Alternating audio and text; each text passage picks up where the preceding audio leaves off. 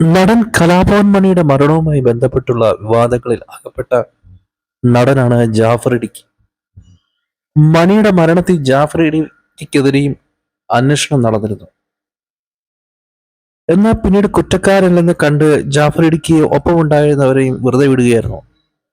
ഈ കേസിനെ തുടർന്ന് കുറെ കാലം സിനിമയിൽ നിന്ന് താരം മാറി നിന്നിരുന്നു. ആ സമയത്ത് തോപ്പിൽ ജോപ്പൻ എന്ന മമ്മൂട്ടി ചിത്രത്തിൽ അഭിനയിക്കാൻ ജാഫർ ഇടുക്കിക്ക് അവസരം ലഭിച്ചിരുന്നു. ചിത്രത്തിൽ അഭിനയിക്കാൻ ലൊക്കേഷനിൽ എത്തിയിട്ടും സിനിമ വേണ്ടെന്ന് വെച്ചതിന്റെ കാരണം വെളിപ്പെടുത്തുകയാണ് താരം. മഹേഷിന്റെ പ്രതികാരത്തിൽ ഒരു വേഷം ചെയ്തതിന് പിന്നാലെ എന്നെ ആളുകളൊക്കെ വിളിക്കാൻ തുടങ്ങി. ആ സമയത്താണ് കലാഭവൻ മണിയുടെ മരണം ഉണ്ടാവുന്നത്. അതിൽ പിന്നെ 1.5 കൊല്ലം ഞാൻ വെറുതെ വീട്ടിലിരുന്നു.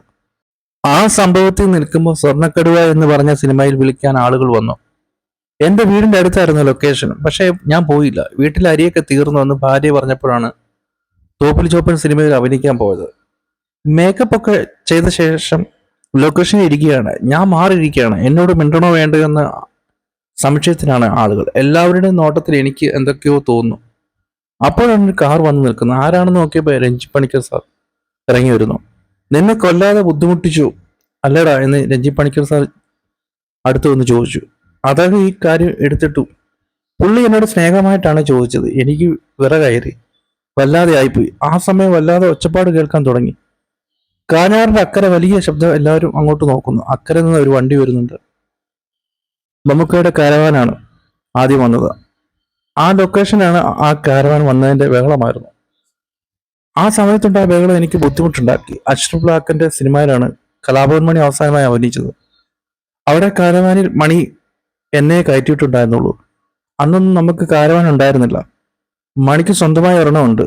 അതും ഇതുമായി ബന്ധം തോന്നി. എനിക്കാകെ ബുദ്ധിമുട്ട് തോന്നിയപ്പോൾ ഞാൻ ഫോൺ ഓഫ് ചെയ്ത് വീട്ടിൽ പോയി ഞാൻ കിടന്നുറങ്ങി. ഫോൺ ഓൺ ചെയ്ത് നോക്കിയപ്പോൾ കുറെ കോളുകൾ. എല്ലാവരും വിളിച്ചു വഴക്ക് പറഞ്ഞു. ഞാൻ സിനിമയിൽ അഭിനയിച്ചില്ല.